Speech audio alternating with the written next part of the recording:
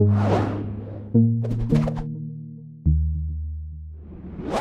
right, so I'm here to talk about interaction interfaces. I happen to work for Leap Motion, but I want to talk about a whole variety of things and some motivations for how to design around them, but more importantly, how to design for them. Thinking about physical things we're going to make. I know there's a lot of things to make this weekend. I focus a little more closely on robotics, something we can move around and manipulate. So let me get started. So I hear that you're building a robot, is that right? Is it going to look like this? Probably not. Maybe a little more humble, like a MechWarrior from MechWarrior 2000. I remember playing 1994. What a sweet game. It's probably not going to look quite like that, but a little more like Wall-E or Johnny 5, right? Simpler, smaller, more manipulable, even have some treads on it. But since we only have maybe 24 hours here, it's probably going to look a little more like this. Has the classic Johnny 5 treads on it, but there's also like a breadboard and Arduino sticking out the top. Instead of treads, you might also have wheels. Something like this. So this is kind of one of the models you could deal with your something to roll around on the ground with your robot. You could be a little more ambitious and try to build a hexapod, like a spider-like or an insect-like thing. But again, it's not going to look quite that sexy. It'll probably look a little more like this,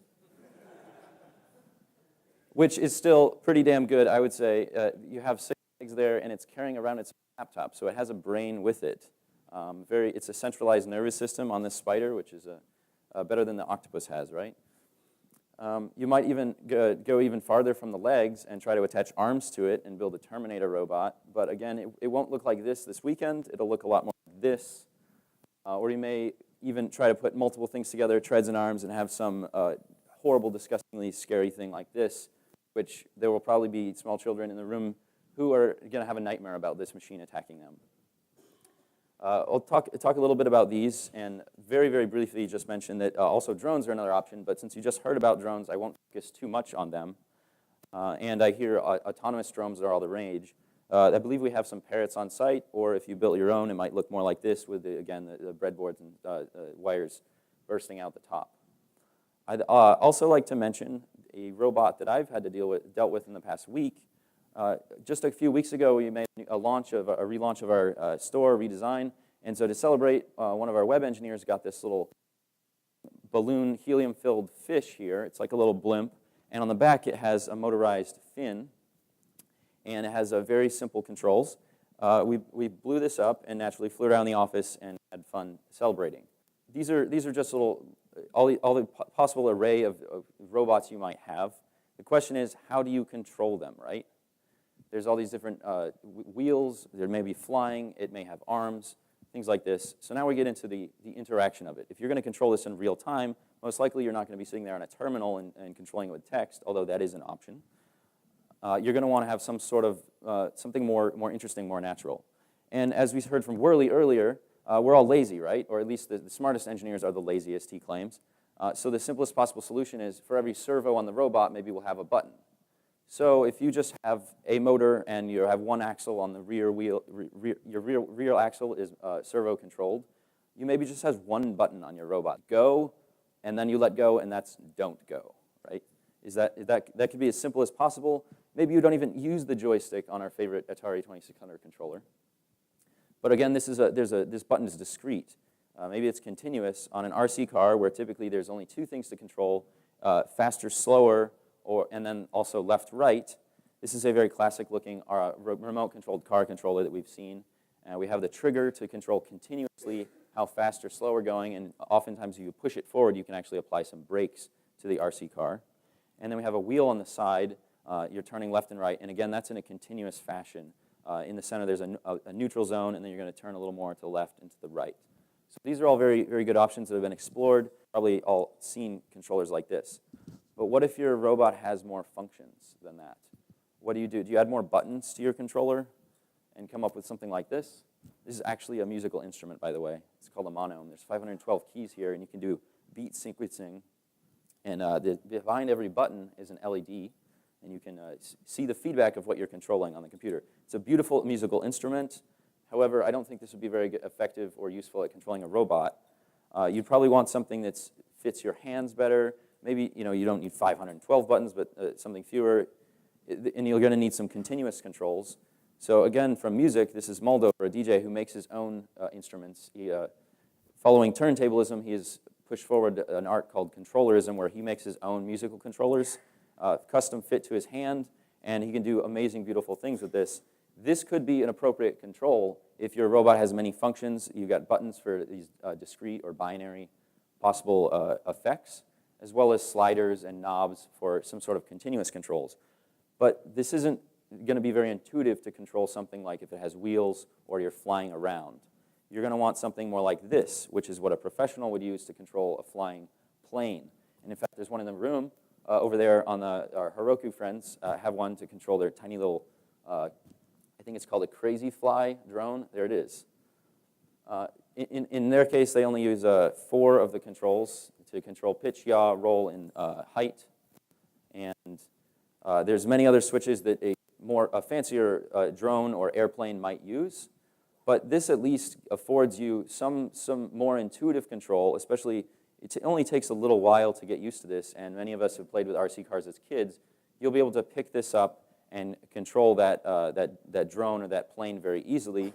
You could even use this to control something rolling on the ground. Like you could use this for an RC car or a robot with treads. You could probably use the left and right to control it like tank treads, much like Katamari Damacy, which is for the PlayStation, and that's why we use the DualShock controller there on the right. These, again, are more ergonomic and meant to sit in your hand for 8 or 10 hours or however long Microsoft wants you to be playing there. And these not only are more comfortable, but they're portable. These are wireless. You can control it. You could walk around outside with it and follow your robot. And then it helps avoid the Resident Evil effect, which is if you have something with kind of tank controls or RC car, if your orientation is the opposite of it, it becomes very difficult to visualize left and right. They're mixed up. Whereas if it's facing the same direction, it's easier to visualize. And if it's a more complex, instead of just adding more buttons to a massive controller like this, you have a specialized setup. It's known as Steel Battalion is the game. And this was sold, I believe, for Dreamcast and Xbox, just to really get the full experience of playing this game. It's somewhat like a Mech Warrior, where you're controlling a very large tank-like thing. It's overwhelming to me to see all of these controls laid out, even though they're kind of put in a specialized way that may become more natural. It looks like this. There's just so much information in your face. What do you do with it? So there's kind of a balance, like how many things are there to control on your robot, as well as how much information do you need to get back from the robot. And they're completely different styles, rather than just buttons and levers and joysticks and that sort of thing. You could actually use your body in free form, a very different type of control. And if this game, Steel Battalion, they later ported to Xbox, sadly, it was a disaster. From what I've heard, the experience of playing Steel Battalion with the Kinect, worse than what you might imagine playing Assassin's Creed is. There was a great video people put online, a spoof that they made Assassin's Creed for the Kinect. And down here, this is an Intel Creative camera. They're both depth sensing cameras. So it gives you, the information it provides to you is how far away are things in the world. It's much like a video camera is a color map of a square view of the world. This will provide you a depth map. Looks something like this. Here, this happens to be libfreenect, the open source hacked version of the original Kinect libraries. It's heat map colored to show you depth.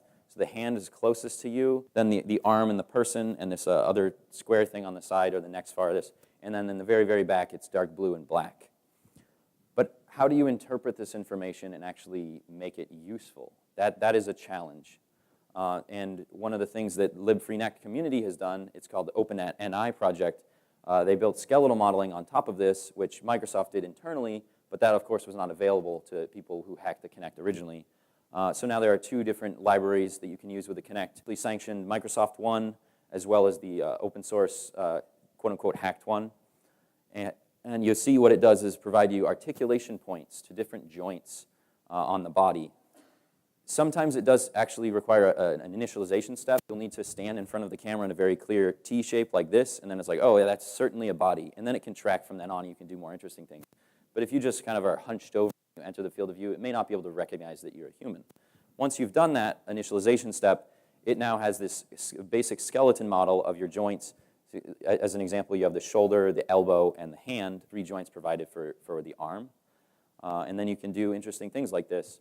With this, for example, there are physical therapy programs that have been written where maybe a kid is playing a game, and the exercises, they need to exercise their leg in a certain way to build up muscle mass that they've lost due to an injury or something like that. So you could use this to actually create a game for that example. And this is like what is often used when Kinect is used to control games, or like the dancing games.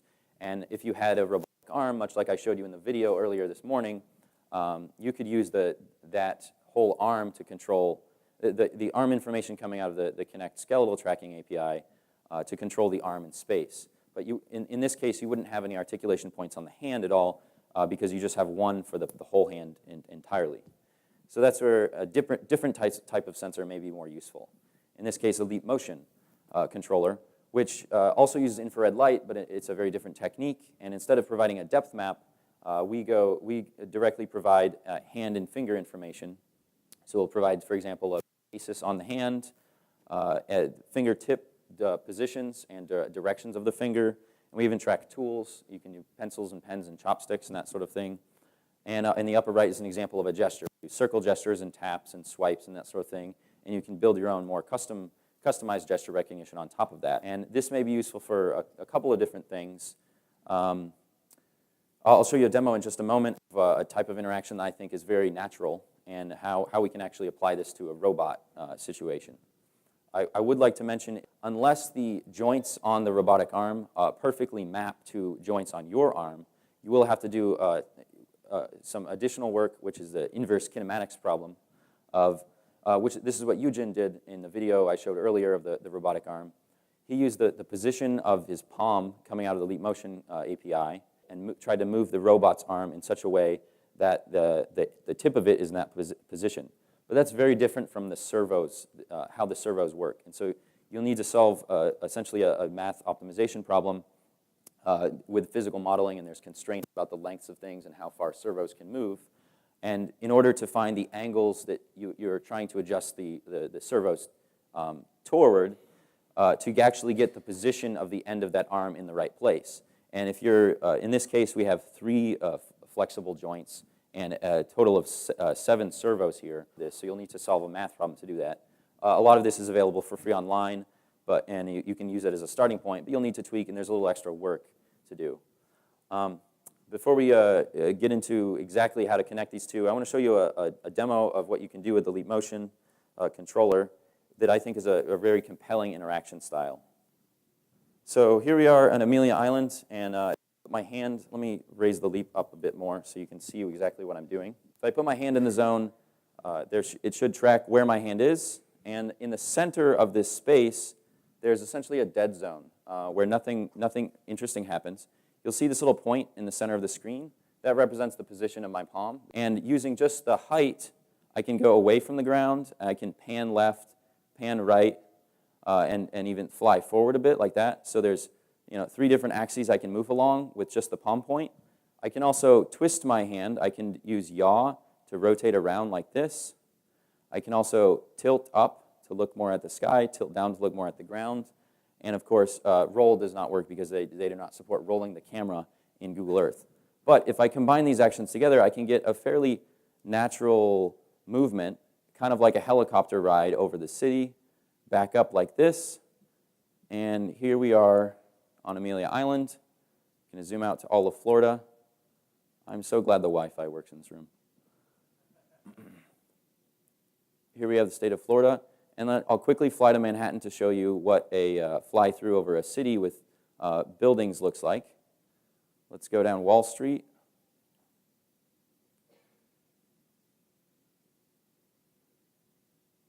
We can fly through the buildings, and let me zoom around this new tower that we have.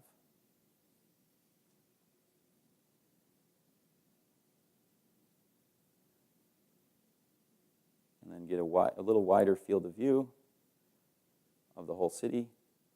Hopefully there are some New Yorkers in the room. And this little subtlety I did at the end is I closed my fist and then removed it from the field of view. If I didn't do that, I would have backed up before then. A null gesture in some sense. It means don't interact at all. I'm not interested in interacting with my hand as a fist. This, I think, is a compelling experience because it may take just a minute or two to get used to the sensitivity of it, that it really is very fine-grained control. But in a matter of minutes, you can fly around like a helicopter, and you're not holding a controller with many joysticks on it. You're using your hand as you naturally would if you're playing with a kid doing an airplane game like this. And I think it's a really fluid and natural way to move around a 3D scene like this. And you could very easily connect it to a quadcopter. I think I showed a video this morning of someone who did it in LabVIEW. In a matter of 24 hours, they did something like this style of control with a quadcopter. You could do something similar with an airplane as well, but then you have different constraints because you can't pan left and right with an airplane, right? So now that I've shown you that, I want to talk about how do you actually connect this to manipulating servos, different motors on a robot to actually get what you want. So as I mentioned, we had this fish in the office, which is remote controlled. If you can see it, there are exactly 4 buttons beyond the power switch because there are 4 ways to control this, this fish. The fin on the back, much like a real fish, can go left and right. And then there's a counterbalance. It pitches the head down, or if it slides back on the belly of the fish, it goes higher up because it's offsetting the helium in there. And this is exactly how you control it. If you want the fin to go to the right, you press right. But that doesn't like turn the fish to the right, it just moves the tail. So you literally have to move this control left, right, left, right, left, right in order to swim this fish. Much like how the spinal cord of the fish would be controlling its fin. But at the cognitive level, the fish's brain is not really doing that. And that's what I'm would like to argue is this is the way to design a robot control is to think back about the cognitive level and the spinal cord level. When I make a movement like this, walk forward, I'm thinking about I want to move forward. There's a goal in mind. And my cerebellum and spinal cord together are doing the whole orchestra. They're the conductors for the orchestra that is the musculature of sending acetylcholine down my spine to make the muscles actually to work in symphony. And in this case, instead of left, right, think about I want the fish to swim forward.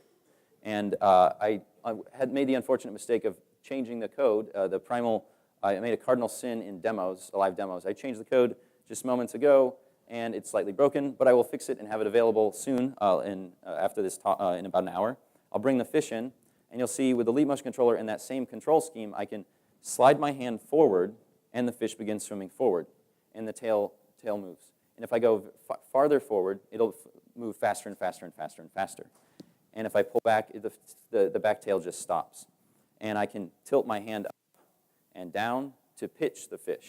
And so I simply tilt up and move forward, and it begins swimming up and forward. As our hardware engineer on the right, since he deals with infrared light all day long, he decided to just simply read what's coming out of the remote control, and he built us a circuit that sends over the serial port with a USB connection infrared light, and we can just beam it straight to the fish. And then Peter on the left, one of our web engineers, built an app, which unfortunately I don't have enough time to show you much of, to actually control the fish in a much more natural way, swimming forward, tilting up. And I think the major difference that worked really well for him is that he had a goal-directed approach. And I'll very basically show you the architecture. I hope you can read enough. The basic architecture is you have an app. It synthesizes 2 parts of data. The fish service, as he called it, is the spinal cord. It talks about, okay, what's the goal? Now let me turn that into move the muscles, move the fin, tilt the pitch up and down. And this converts something like a let's move forward command into moving the tail back and forth at a certain speed, depending on how fast or how far forward your hand is, the fin at a faster and slower pace. And then over here, the leap service that he wrote is the other side of it. Given the hand data coming out of the Leap Motion API about the pitch and the tilt and the position and all of that, translate that into a goal. So if your hand is moving forward, the goal is let's swim forward.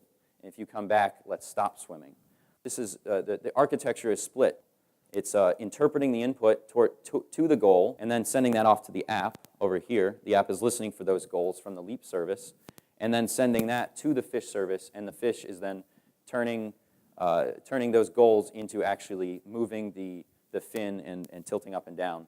And again, I'll have this robot here hopefully in a matter of an hour or so and show you, and I can explain more about the code. This little CoffeeScript app which I'd also like to make a call out to. It used the Node WebKit serial port library, thanks to our organizer. If there's any time for questions, maybe I'll take a question. I guess we're going right to the next one. Thank you very much, and I'll see you later with the fish. Woo!